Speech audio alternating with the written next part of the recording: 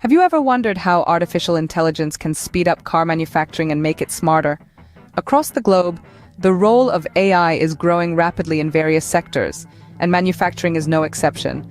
Artificial intelligence, or AI, is revolutionizing the manufacturing industry by making processes quicker, smarter, and more efficient. Imagine a car production line where AI-powered robots assemble vehicles with precision, speed, and without fatigue. These robots can learn and improve their operations over time, leading to fewer errors and increased productivity. But it's not just about speed and efficiency.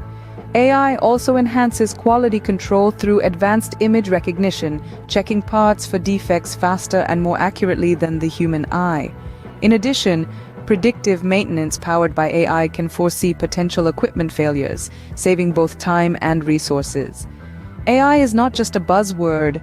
It's a powerful tool that's reshaping the manufacturing landscape, particularly in the automotive industry.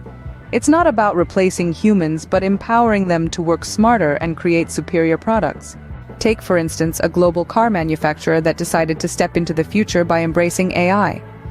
Imagine a world-leading car manufacturer, renowned for its quality and innovation.